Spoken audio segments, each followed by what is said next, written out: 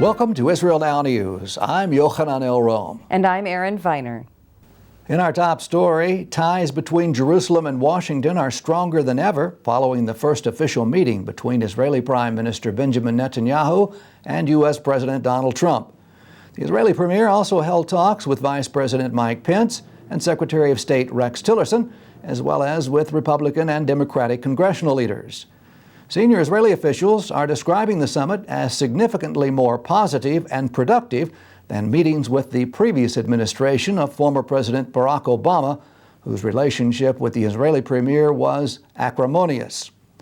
However, the new Republican president went a long way toward fulfilling his pledge to become the best friend Israel has ever had in the White House.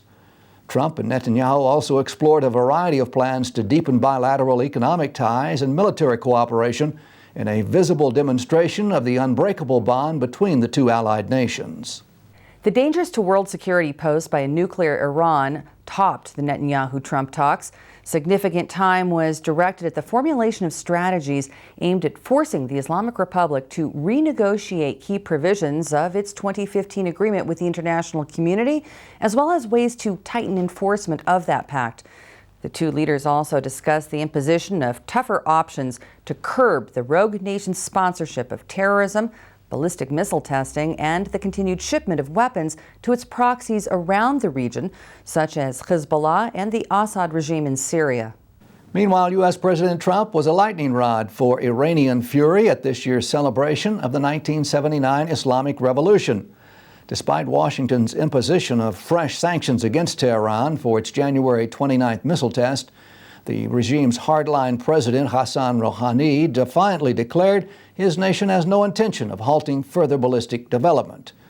Hundreds of thousands of marchers brandished Death to America banners and carried effigies of Trump during nationwide rallies commemorating the defeat of the U.S.-backed Shah of Iran. The mob also waved posters of Israeli Prime Minister Netanyahu and British Premier Theresa May, printed with the message that Iranians are not intimidated by foreign threats. Rouhani also defended his nation's controversial 2015 international nuke agreement by boasting that it protects the right of the Islamic Republic to nuclear power. In other news, former Palestinian Prime Minister Salam Fayyad was rejected as the next United Nations representative to Libya after objections from Washington. Fayyad had been chosen by UN Secretary General Antonio Guterres, but the U.S. ambassador to the UN, Nikki Haley, expressed the Trump administration's disappointment over Fayyad's selection, explicitly stating that the UN has been unfairly biased in favor of the Palestinian Authority for far too long, to the detriment of our allies in Israel. Haley added that Washington doesn't recognize a Palestinian state, nor support the signal that Fayyad's appointment would send. Israel's UN ambassador Danny Danon hailed the decision as the start of a new era at the UN, in which the United States now stands firmly and unapologetically beside the Jewish state. Israeli President Reuven Rivlin has declared that all of Zion is Israeli, and he's advocating the extension of the Jewish state's sovereignty over all of Judea and Samaria. The statesman added that the legal annexation of the biblical territories would include the offer of Israeli citizenship to all residents so that the nation's democratic rule and justice system is equally applied to all. Rivlin is a longtime Likud Party loyalist who favors building in the Jewish heartland. The president even recounted his own 11-year battle to prove that he legally purchased land in the territories over 40 years ago. A Ramallah court ruled in Rivlin's favor after the previous Palestinian owner falsely claimed that he'd never sold the land. The Israeli president proudly displayed the deed to his property, which is just outside of Jerusalem. Jerusalem is expressing increasing concern regarding the emergence of an unholy axis of Shiite forces belonging to Syria, Hezbollah, and Iran deployed along Israel's northern frontier. In flagrant violation of UN Resolution 1701, which was implemented in 2006 at the end of the Second Lebanon War, the Hezbollah terror group is openly operating just across the Israeli border. The Iranian proxy has also been spotted working closely with the Lebanese army. This presents significant challenges for the Israeli military. Strategists are now factoring in the possibility that Beirut might officially fight alongside Hezbollah or supply the terror faction with weaponry in any future conflict against the Jewish state. An Islamic State-affiliated terror group operating in Egypt's Sinai Peninsula has claimed responsibility for the latest rocket salvo fired at the southern Israeli city of Eilat. The Sinai province group said that it launched a number of Grad rockets against those that it referred to as Zionist occupiers. Fortunately, no Israelis or visitors to the Red Sea resort were hurt in the attack, nor did it cause any damage. Israel's Iron Dome successfully intercepted 3 of the terrorist rockets, while the defense system wasn't even deployed for a 4th after determination that it would fall in a non-populated area. Even if you don't speak Hebrew, you're likely to find our next story fascinating. Ahead of the 50th anniversary commemorations of the 1967 war, Israeli military archives have just released a partial soundtrack of what's often been referred to as one of the most successful airstrikes in history. We're of course talking about Operation Focus, when the tiny Jewish state wiped out the entire air fleets in the enemy states of Egypt and Syria before they even left the tarmac. That decisive blow guaranteed an Israeli triumph on the first of the 6-day war. The public can now hear real-time communications between Israeli military commanders, as well as the opening strikes of the overall 183 bombing runs that were launched within just 101 minutes. That campaign began at 7:45 in the morning on June 5, 1967, and it was all completed by noon the same day. The Israeli victory returned Judea, Samaria, and the Golan Heights to Jewish hands, and even more monumentally, the holy city of Jerusalem was reunified under Jewish sovereignty for the first time in 2,000 years, and the people of all faiths were once again free to worship at the holiest site in Judaism on the Temple Mount.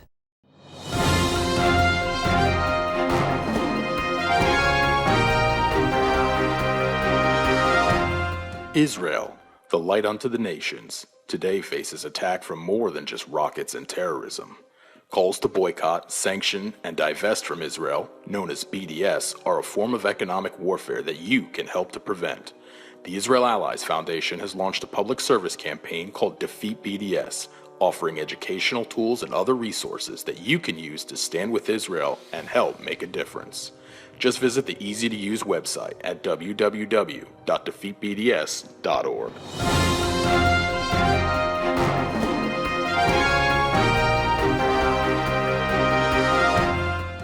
That concludes the news portion of our show. Stay tuned for Ask the Source with Josh Reinstein.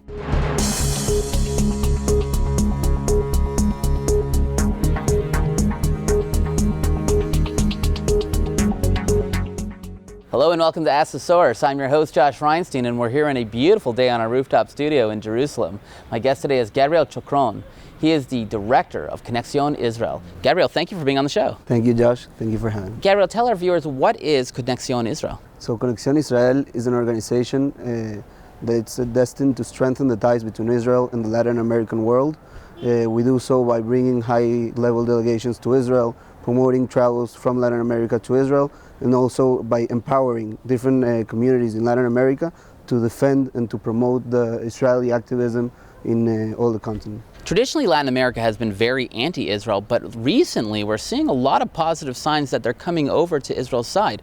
We saw the change of head of state in Brazil, the Argentinian head of state, even Peru. We're seeing people who are now coming out and standing with Israel. Why the change? I think, first of all, Latin America has been traditionally a very positive continent for Israel. In 1947, in the UN vote, most of Latin American countries supported the establishment of Israel. And then there was a time, especially I'm coming from Venezuela originally, so I really know it well, then Latin American leaders started being on the other side because of economical interest in front of Iran and things like that. And now there's a new movement in the internal political arena in Latin America. And also Israel is starting to understand the importance of the Latin American public that's becoming more and more influent all over the world. And we're seeing a really good impact of our activities in Latin America. The support for Israel is growing. There's a really big Christian community that is being really active. For example, 2 months ago, with the UNESCO decision on Jerusalem, there was a really big movement of Christian supporters of Israel in Latin America that even became the Somos Israel, We Are Israel hashtag on Twitter, a trending topic in some of the countries. And we're seeing all of this support coming again. Traditionally, like I said, the Latin American public is really connected to Israel. There's a natural bond and a natural affection between Israel and Latin America, and now this is becoming the reality again. You brought up a very good point. The rise of Bible-believing Christianity in Latin America has to have an impact on their support for Israel. We understand that in Brazil alone, 35% of the population is Bible-believing Christian. Is that changing the political makeup as well? So yes, there's a really important rise in the Christian communities in Latin America, and they are getting more and more involved in politics. Like for example, in Brazil, we have the Rio Major. The new Rio Major is an evangelical. That the first thing he did when he received his new charge, he came to Israel to visit and to start his career with a peregrination. And we have a lot of people in Latin America going back to the roots, understanding the importance of the Jewish-Christian friendship, the alliance between these two peoples, and that of course naturally comes to an affection to Israel. The big buzzword in Israel is faith-based diplomacy. It's the idea of taking your biblical support and turning it to real political action. If this takes hold in Latin America, could Latin American countries be some of the best friends Israel has in the future? I think definitely can. I can talk about what we're doing in Conexión Israel. We're bringing evangelical people and Christian people in general to Israel to come and see by their eyes. And besides from the regular peregrination they're having here in Israel, we're giving them the tools and empowering them to become ambassadors of Israel in Latin America. And we are already seeing the result. As I said, with the UNESCO decisions, they run a very big campaign in Latin America to support Israel. And they're doing that all the time. And I think that could be a really good change for Israel in the diplomacy for the next years. We're also seeing a lot of new economic cooperation between Israel and Latin American countries. How much does that have an impact on the relationship? First of all, there's a lot of things Latin America can learn from Israel. For example, Latin America has a lot of natural water resources. A lot of countries in Latin America are really rich in natural resources, but they don't know how to manage them. On the other side, we have Israel, that it's the opposite. We have very few natural resources, but we know how to make them count. So Latin America is learning a lot from Israel. The Ministry of Foreign Affairs and all the government of Israel is really trying to improve the ties with Latin America, and economic can be a really good way. Gabriel, there are literally tens of millions of people watching the show. What message do you have for our viewing audience? I think we have to understand we're in a new era where Latin America is becoming more and more important, and the Latin people also in the U.S. is getting more and more important, and we have to support new initiatives to empower the people to become ambassadors for Israel in these countries, and to strengthen the ties, the really beautiful ties we can have with Latin America and the Latin people. Thank you, Gabriel, for being on the show, and thank you for tuning in to Ask the Source. I'm your host, Josh Reinstein. Now back to the studio.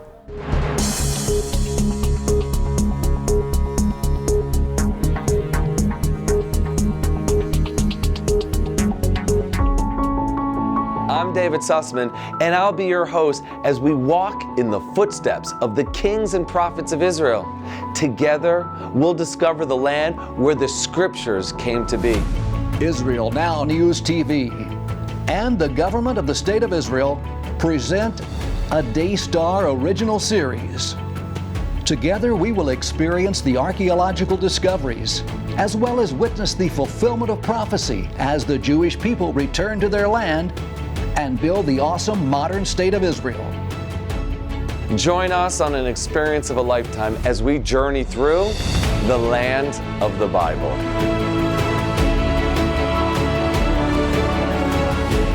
It is written in the book of Amos, I will bring back the captives of my people Israel. They shall rebuild the destroyed cities and inhabit them. I will plant them in their land, and no longer shall they be removed from the land that I have given them. Join me each week for a new adventure as we explore the land of the Bible.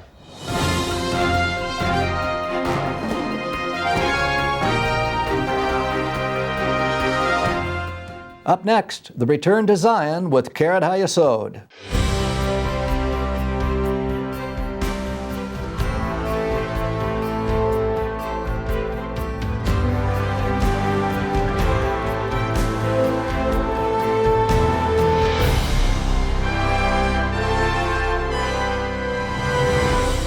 Shalom and welcome to the Return to Zion with Karen Hayesod.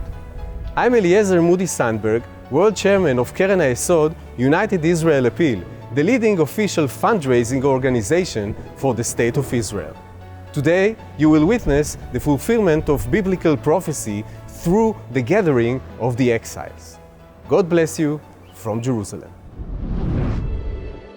Those who dreamed about the Jewish state, those who survived the Holocaust and found in Israel the anchor, the security, those who wrought the historical miracle and against all odds established a state, those who stepped into the breach and defended the young Jewish state, so many of them paid with their lives, those who arrived in the homeland to their new home, those who propelled Israel forward step after step, those who stand at the technological vanguard, and the loyal partners who ensure the continuation of the Zionist enterprise. All those are Keren HaYesod, because Keren HaYesod is Eretz Israel. The return of an ancient people to their biblical homeland, a nation whose values inspired mankind, only to endure centuries of suffering. The ultimate tale of redemption from the ashes of destruction. This remarkable story is the story of the State of Israel. It is also the story of Keren HaYesod. Thanks to the dedication of Keren HaYesod supporters, huge resources were available to make the State of Israel a reality. Founded in 1920, Keren HaYesod galvanized Jewish donors across the world in a unified effort to develop the infrastructure of the first sovereign Jewish state in 2,000 years. אנו מכריזים בזאת על הקמת מדינה יהודית בארץ ישראל. היא מדינת ישראל. By the time the State of Israel was born in 1948, Keren HaYesod's funds had been the driving force behind the establishment of over 900 communities in the Jewish homeland. Its donors helped found many of the iconic institutions we know today, including the Hebrew University and Israel's Philharmonic Orchestra, ensuring that as Zechariah envisioned, Jerusalem's streets would once more be filled with boys and girls at play. Keren HaYesod's supporters also helped rescue tens of thousands of desperate Jews fleeing a burning Europe, bringing them to the sanctuary of the land of Israel. Ezekiel's prophecy of bringing dry bones to life had been fulfilled. Throughout the decades, Keren HaYesod has been there for Jewish people coming home. In the 1950s, by financing the creation of still vibrant cities, Eilat and Sderot, bringing to life Ben-Gurion's vision of making the Negev desert bloom. In the 1960s and 70s, raising funds and providing a lifeline for the country's development during wartime. And at the close of the century, helping to bring immigrants from the four corners of the earth in a modern-day exodus, rescuing tens of thousands of Jews from Ethiopia and 1 million Jews from the former Soviet Union, delivering them from danger and distress. To this day, Keren HaYesod's activists continue their mission of aliyah and absorption. Last year, more than 31,000 Jews were helped to make their lives in the land of their ancestors. Keren HaYesod remains at the heart of Israel's development, as Israel's barren land has been transformed into a hub of creativity, innovation, and success. Keren HaYesod's supporters have been there every step of the way. They have empowered 2,000 pioneering young Israelis to reinvigorate 65 distressed communities. All of this has been achieved through Keren HaYesod's ongoing efforts to build unbreakable bonds with Israel among Jews in the diaspora, Christians, and people of faith from across the world.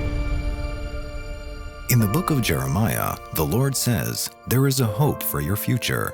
Your children will return to their borders."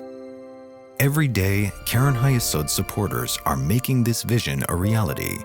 Thanks to Keren HaYesod, the State of Israel continues to grow from strength to strength. Come join Keren HaYesod in fulfilling biblical prophecy. Let's bless Israel together. To donate and get information, call us at 1-800-505-1665 or visit our website at www.khisrael.org.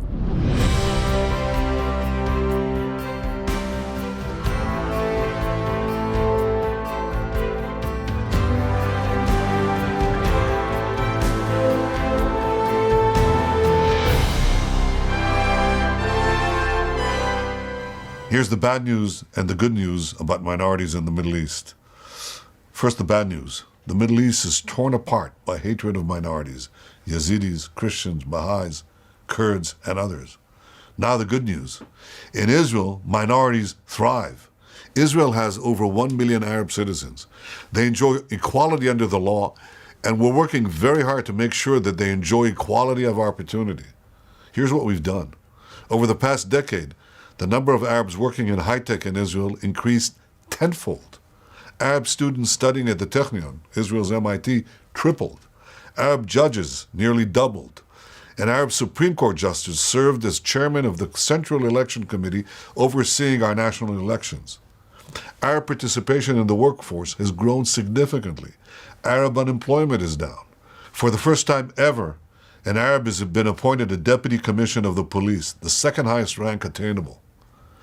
My friends, none of this is accidental. My government has worked tirelessly to advance equality and opportunity for all.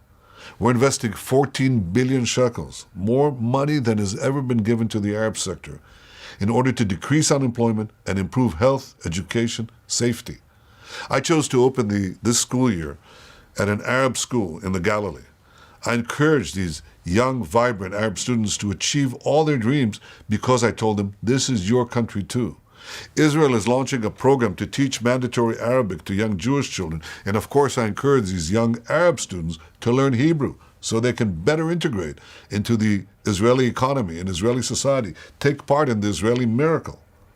Now, this isn't exactly the image you get of my government by reading some media outlets, but these are the facts. Israel isn't only strong because of our army. Israel is strong because of our spirit, and that includes our tolerance, our diversity, our pluralism. I hope more states in our troubled region begin to emulate Israel and treat minorities with dignity and respect, the dignity and respect that all human beings deserve. Just imagine if the Middle East looked a bit more like Tel Aviv and a bit less like Aleppo. Lift up your eyes and look around. All your children gather and come to you. Biblical prophecy is unfolding right before your very eyes. The people of Israel are returning to the Promised Land after 2,000 years of exile. But millions of Jews are still waiting to come home. Violent anti-Semitism threatens many of the Jews. We must rescue them before our window of opportunity slams shut. Bless Israel by supporting Keren HaYesod UIA, the official fundraising arm of the Jewish state. Together, we can help fulfill the prophecies of the Bible. Let us bless Israel together.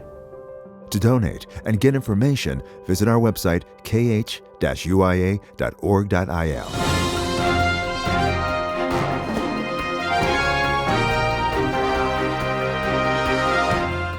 Please stay tuned for the ICEJ report from the International Christian Embassy, Jerusalem. Today, we remember. Today, we pause the daily routine of life and remember the past. A past encompassing the horrors of genocide. On January 27th, 1945, Auschwitz, the largest Nazi death camp, was liberated by the Red Army. 72 years later, the world stops to commemorate the victims of this tragedy.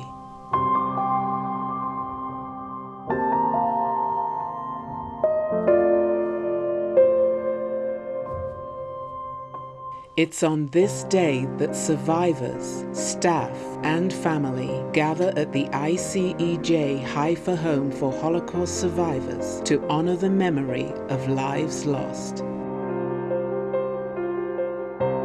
שמי שרה זמיר, ואני גרה כבר 6 שנים וחצי בבית חם לניצולי שואה בחיפה, ישראל.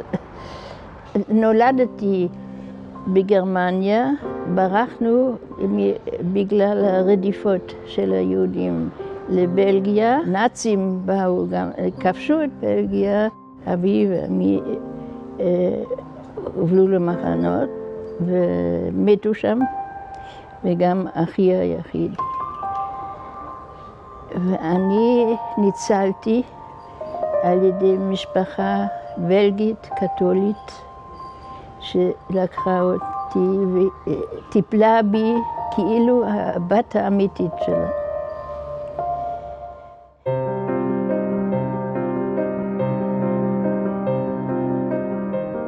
אני חושבת שהיום הזה חשוב במיוחד שאנשים שלא ידעו על כך מכל העולם ילמדו מזה שדבר לא יקרה לעולם עוד פעם.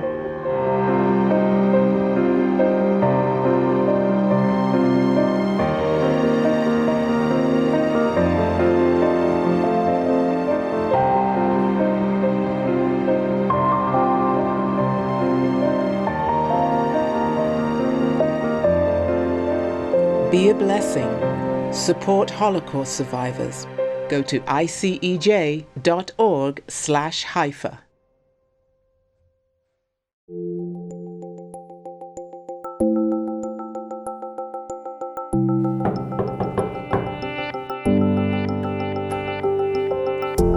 Shalom, Chaya. Yudi, you surprised me. To see you. I'm very, very happy to see you. Come on. Chaya, I got a present for you. This is a very special blanket that came all the way from Canada, from Canadian friends who love you and want to make sure that you keep warm in the winter nights here. Thank you very much for the present. I thank you, but I want to thank the people from Canada, what they thank for us, and they send us so good a present. This present is good for warm for the body, but more and more warm for the heart. Thank you, Judith. I thank you very, very much, and I thank you love you. from Canada too.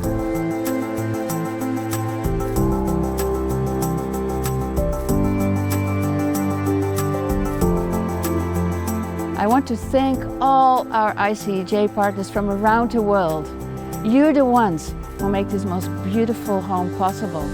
And if you're not involved yet and you want to be a blessing, go and visit icej.org/Haifa and you will be blessed.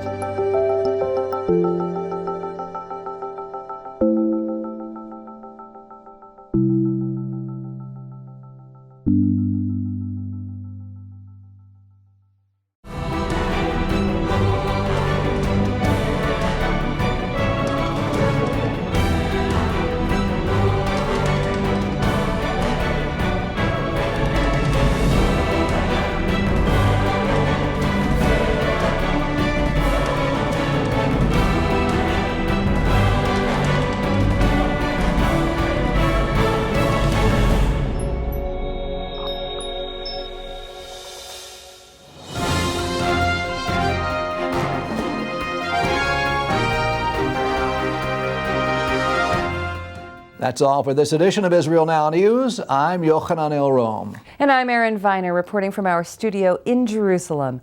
Please join us again next week for all of your Israel updates.